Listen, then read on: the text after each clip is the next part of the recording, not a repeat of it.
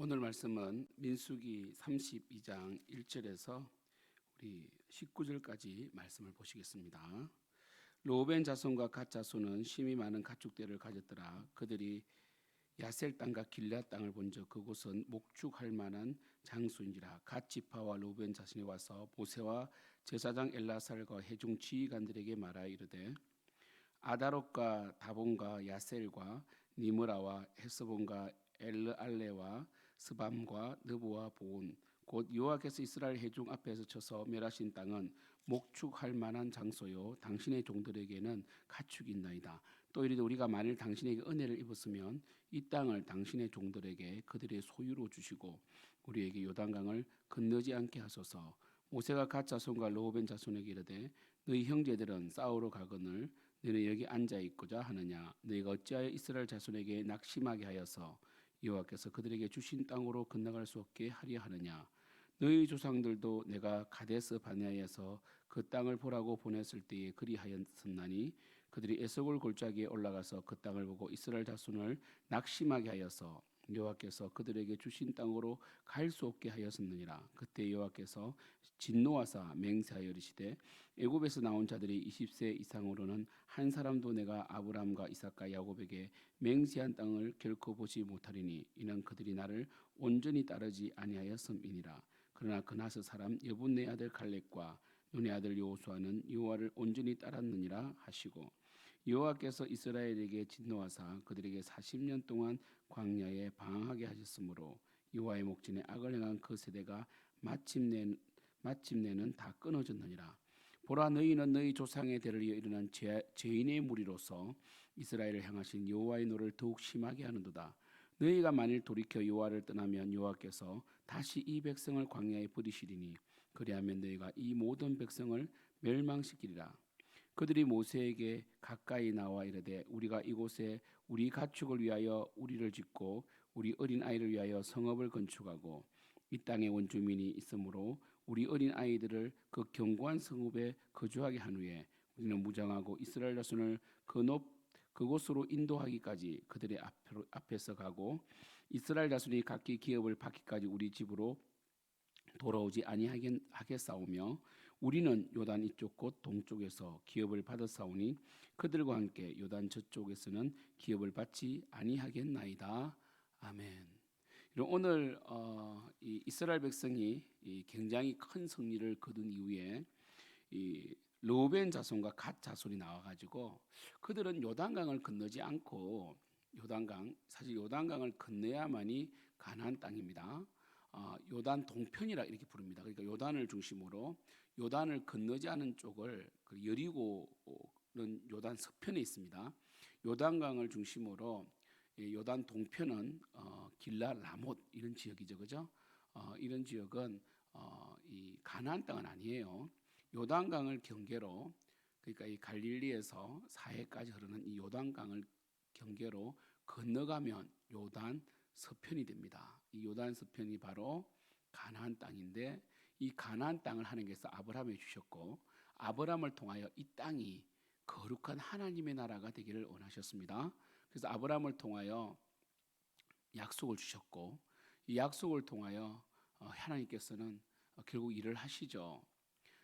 아브라함과 언약을 맺으신 하나님께서 민족을 이루게 하시고 이제 애굽에서 민족을 이루게 하시고 이제 가나안 땅으로 다시 이스라엘 백성들을 인도하여 드려서 이 가나안 땅은 원래 하나님 땅인데 가나안 7 족속이 너무나 죄를 많이 저지르고 땅이 더럽혀졌으므로 하나님께서 이제 이스라엘 백성을 통하여 이 땅을 거룩과 공의와 정의가 흐르고 그리고 하나님의 온전하신 그 뜻이 실현되는 하나님 나라가 되기를 원하셨습니다.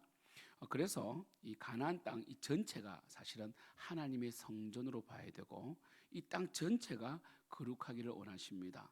하나님은 항상 성전 동쪽으로 들어가십니다. 그래서 여호수아를 통하여 이 가나안 땅을 진격해 들어갈 때 요단강을 건너고 동쪽으로 들어갑니다.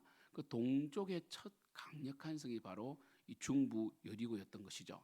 그런데 이 르우벤 자손과 갓 자손은 갑자기 요단강을 건너지 않겠다고 합니다. 왜냐하면 그들은 이 길앗 땅을 본 거죠. 야셀 땅을 본 거죠. 이 땅도 굉장히 비옥하고요. 또 바산 지역은요. 바산 암소, 아모스에 보면 바산 암소가 유명한 것처럼 목초지로서 정말 좋은 땅이거든요.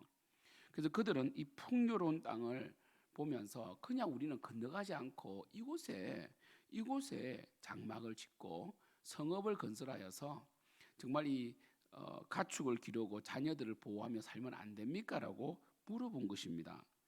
모세는 굉장히 화를 내죠. 굉장히 화를 냅니다. 보세요.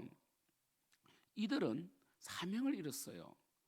그러니까 이들은 사실 요단 동편 이 지파들은 결국은 이스라엘 역사에서 사라져 갑니다. 그리고 그들은 계속해서 흡수돼 가고 또 이 요단 동편은요. 지금은 비옥해 보여도 이곳에 뭡니까? 인접한 나라가 뭡니까? 위쪽으로 아람, 그리고 밑쪽으로 뭡니까? 암몬, 모압, 에돔이에요. 그래서 사실 요단 동편은요. 이스라엘과 이방 민족 간에 이 동쪽에 있는 이방 민족들, 특별히 아람과의 전쟁터가 돼버립니다. 지금 이 32장 1절에 길라 땅을 본 적 그것을 목축할 만한 장소라고 했지만 이 길라 라못 길라 땅은요 앞으로 열왕기 상하라든지 계속해서 보시면 완전한 전쟁터가 돼버린다는 것을 아셔야 됩니다. 그래서 그들은 지금 당장 이 좀 편안한 생활 또 풍요로운 생활을 바라보면서 하나님의 사명을 지금 망각하고 있는 게 맞습니다. 물론 그들이 모세가 엄청나게 화를 내고 그들에게 심지어 뭐라고 그럽니까? 이렇게 말합니다. 너희들은 14절 보면 보라 너희는 너희 조상의 대를 이어 일어난 죄인의 무리다. 죄악의 종자다. 예전에 이렇게 돼 있어요. 너희들은 죄악의 무리다. 죄악의 종자다. 이렇게 하면서 모세가 가데스 바네아의 사건을 끌고 와요. 그러면서 그때도 너희들이 하나님께서 선하다고 한 땅을 에서골 골짜기에 다녀오더니 그 악한 땅이라고 악평을 하더니 이제는 하나님께서 이제 다 준비해 주셨고 이제 가나안 땅에서 전쟁을 치러야 되고 미디안과의 전쟁, 바산 왕 옥과의 전쟁에서 보았듯이 하나님이 함께 하시면 완전한 승리를 가질 수 있다는 확신까지 주었는데 왜 너희들은 요단강을 건너가지 아니하고 우리의 힘을 빼려고 하느냐 이렇게 모세가 말하는 것이죠. 여러분 참 이게 슬픈 일이에요. 그래서 그들은 뭐라고 말합니까? 모세가 보세요. 진노했다.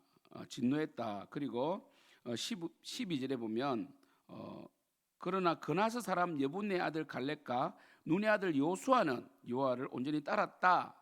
그러면서 나머지는 이 광야에 다 죽었는데 너희들에게 기회를 주었는데 너희들은 왜 건너가지 않느냐 하면서 7절에 이렇게 말합니다. 너희가 어찌하여 이스라엘 자손에게 낙심하게 하여서 여호와께서 그들에게 주신 땅으로 건너갈 수 없게 하려 하느냐 이렇게 말하는 거죠. 그러니까 어제 보신 미디안 전쟁의 제일 중요한 핵심은 온 이스라엘이 전쟁에 나간 군인이나 그리고 함께 중보하는 중보자 백성이나 예배를 집례하는 제사장 레인이 하나가 되어서 완성을 거두었거든요. 그런데 이들이 자신의 욕망을 따라 이 가나안 땅을 들어가지 아니하고 이 동평 땅에 거주한다는 것은 하나됨을 무너뜨린 거 아닙니까? 굉장히 탐욕적으로 볼 수밖에 없죠. 그래서 모세가 너희들은 뭐라고 그랬습니까? 죄인의 무리다. 그러니까 항상 민수기 첫 광야 출발부터 지금까지 계속해서 탐욕을 품은 무리, 섞여 있는 무리, 원망하는 무리들이 그리고 이 배반의 영 고라 다단 아비람 같이 이 배반의 영들이 늘 역사했는데 결국 너희들은 마지막 순간에도 이렇게 하나님의 역사에 힘을 빼려는가 이렇게 굉장히 야단을 친 거죠. 그들이 그때 대안을 냅니다. 16절 보면 그들이 모세에게 가까이 나와 이르되 우리가 이곳에 우리 가축을 위하여 우리를 짓고 우리 어린아이들의 성읍을 건축하겠습니다. 그랬죠? 왜냐하면 이 보호가 필요하니까. 그러면서 이렇게 말합니다. 그들이 대안을 내는데 우리만 이 땅에서 잘 먹고 잘 살려는 건 아닙니다. 지금 당신에게 필요한 것은 군사고 전쟁이지 않습니까? 물론 모세는 가나안 땅에 들어가지 못해요. 근데 모세는 보세요. 끝까지 사명을 붙들고 있잖아요. 그러면서 이렇게 말합니다. 이 땅에 원주민이 있으므로 우리 어린 아이들을 그 견고한 성읍에 거주하게 한 후에 우리는 무장하고 이스라엘 자손을 그것으로 인도하기까지 그들 앞에서 가고, 그러니까 이들이 선봉장이 되겠습니다 이렇게 말합니다. 우리가 무장하고 건너가겠습니다 이렇게 말하는 거예요. 그러니까 우리가 이곳에 정착하고 난 다음에 우리 형제들이 가나안 땅을 정복해 나갈 때 뒷짐을 지고 있는 것이 아니라 우리는 다 이렇게 준비를 한 다음에 오히려 우리 자녀들이 안전하니까 더 힘을 가지고 우리가 이 선봉장이 되겠습니다 이렇게 말을 하는 거죠. 그죠?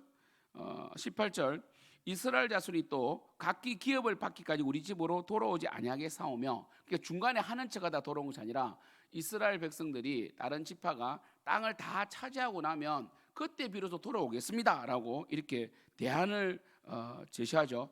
또 세 번째 대안은 뭐냐면 또 이렇게 말합니다. 19절에 우리는 요단 이쪽 곧 동쪽에서 기업을 받아 싸우니 그들과 함께 요단 저쪽에서는 서쪽이죠. 요단강 건너서죠. 기업을 받지 아니하겠나이다. 우리가 탐욕적인 게 아닙니다. 우리는 이곳에서 기업을 얻으면 이제는 이 서쪽은 오직 이 남은 지파, 그죠? 지금은 르우벤 지파와 이 갓 지파가 이렇게 나왔잖아요, 그죠? 나중에는 또 므낫세도 크잖아요. 지금 여러분 인구 조사에서 가장 많이 부흥한 이 지파가 므낫세 지파였거든요. 그 므낫세의 2분의 1 지파가 또 이게 남습니다. 그럼 뭡니까? 두 지파 반이 남죠, 그죠? 그죠? 두 지파 반이 남으니까 9지파 반이 이 가나안 땅을 정복하기까지 우리가 열심히 돕겠습니다 이렇게 말을 해요. 물론 그렇게 해야 돼요. 모세가 너희들이 가나안을 정복해 들어가는 우리 형제들의 마음을 정말 이 무겁게 만들고 그리고 힘을 빼려느냐, 여기에 대한 반응으로 이 세 가지를 말한 거죠. 우리가 반드시 선봉장이 되겠습니다. 그리고 정복하기까지 돌아오지 않겠습니다. 세 번째는 이 요단강 서쪽 땅은, 가나안 땅은 분깃을 받지 않겠습니다 말했는데 이 실수예요. 실수입니다. 여러분 강은요 경계를 짓죠. 여러분 낙동강을 두고 있잖아요. 낙동강을 중심으로 경상도와 전라도가 나누어지잖아요. 말투도 다르고 음식도 다릅니다. 이 시대는 어떻겠어요? 여러분 어떠한 풍요보다도 하나님의 백성으로서의 정체성을 택해야 돼요. 물론 이들이 약속을 지켜요. 이들이 끝까지 약속을 지킵니다. 뒤에 계속해서 이걸로 인하여 또 모세가 머리가 아파져요. 왜냐하면 제가 전체적으로 말씀드리면 이들이 결국 이렇게 약속을 하는데 여전히 뭡니까? 여러분 아무리 이렇게 말한다 하더라도 지금 이 광야 생활을 40년 동안 하고 정착하지 못한 이 가나안으로 진격해 들어가는 이 지파들의 입장에서 보면 너무나 여러분 이기적인 모습 맞잖아요. 이 목초지, 엄청난 이 목초지에 그들이 땅을 차지하고 혹시 나중에 이들이 돕지 않으면 어떻게 할까 이런 것들, 그죠? 그러나 유다 지파는 끄떡없거든요. 괜찮다 이렇게 하는데 하기는 우리가 행간을 볼 때 여전히 이것은요 악한 게 맞습니다. 물론 그들이 조건제를 달았지만 여러분 우리는요 함께 울고 함께 웃어야 돼요.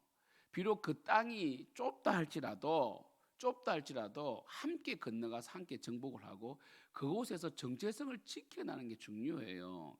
이 르우벤 지파는요 항상 이렇게 문제를 일으켜요. 이 르우벤 지파 보십시오. 정말 그 야곱의 첩인 그 라헬의 시녀인 그 비라와 르우벤이 통관한 이후로 그때부터 르우벤의 힘이 빠지게 되죠. 그리고 널리 고라, 다단, 아비람, 온에 있어서 이 고라 빼고 다단, 아비람은 르우벤 지파예요. 르우벤의 후손이라고 또 반역을 일으키죠. 그리고 또 이렇게 이 요단 동편에 또 정착을 하겠다고 하잖아요. 장자로서 르우벤은요 참 그 축복을 계승해내지 못하는 것 같아요. 르우벤이 사실 르우벤이 장자 지파로서 물론 이 장자권이 유다로 요셉으로 쭉 이렇게 넘어갔지만 그래도 아직까지는요 예수 그리스도께서 한참 뒤에 오시잖아요, 그죠? 그리고 다윗도 한참 뒤에 나타나잖아요, 그죠? 거의 뭐 다윗이 1000년 전 사람이라면 지금은 이 500년 전의 사건 아닙니까? 그러니까 르우벤 지파는요 결국 하나님의 그 거룩함과 하나님의 뜻을 성취해내는 데는 너무나 부족한 지파였어요. 결국 이 동쪽에 이 자리를 잡은 이 르우벤 지파와 갓 지파와 므낫세 반 지파는 흡수돼 버려요. 흡수돼 버린다고. 그러니까 하나님의 전쟁에서 계속 밀려나게 되고, 오히려 그들이 그렇게 좋게 생각했던 땅은 제가 초두에 말씀드린 것처럼 전쟁터가 돼 버리는 거죠. 사랑하는 성도 여러분, 정말 이 교회는 하나 되어야 됩니다. 저는 우리 교육부서에도 늘 이야기하고 우리 셀에게도 이야기하지만, 어떤 셀 하나가 잘 되고 교육부서 한 군데가 잘 된다고 교회가 부흥되는 게 아닙니다. 그건 부흥이 아니에요. 함께 나가야 돼요. 물론 이 다크호스가 필요해요. 이 견인하는, 이끄는 이 선봉장들은 있어야 되겠지만, 그러나 함께 잘 돼야 돼요. 교회는 힘든데 중고등부는 잘 된다, 이것도 말이 안 돼요. 결국 잘 안 되게 돼 있어요. 그래서 우리 교회는 정말 늘 말씀드리지만 기득권을 없애고 공로의식을 없애고 이기심을 없애서 함께 하나님 나라를 끌고 세워나감으로 결국 누가 영광을 받느냐? 예수님이 영광을 받고, 그리고 교회가 영광을 받아야 돼요. 교회는 예수님의 몸이거든요. 그렇죠? 그러니까 이러한 인간의 이기심이나 평안을 추구하고 안락함을 추구하고 그리고 탐욕을 추구하는 마음 늘 있습니다. 참 있어요. 앞으로도 이렇게 모세가 말한 것처럼 이런 제약된 생각들이 늘 존재할 거예요. 그러니까 교회에서 떨어져 나가거나 이단에 빠지는 사람들 보면요, 참 이기적인 사람들이 많습니다. 그러니까 좀 반항적이고, 그러니까 교회 전체의 방향 속에서 순종하면 되는데 그거는 싫다는 거예요. 목회자의 권위가 싫고 교회 전체가 잘 되는 게 싫고 나만 잘 되고 내 의견이 반영돼야 되고 내가 내세우는 방법이 옳다고 주장하는 사람들은 결국은요 튕겨져 나가요. 여러분, 그래서 성경은요 권위에 대한 순종과 공동체적인 순종을 늘 요구하는 거예요. 제가 지난주 수요일 날 이번 주죠, 그죠? 이 며칠 전 수요일 날 하이델베르그 요리문답에서 성령께서 하시는 일에 대해서 우리의 성화를 다룰 때에 성령님은 또한 우리에게도 주셨다, 나에게도 주셨다라는 표현을 중요하게 말씀드렸죠.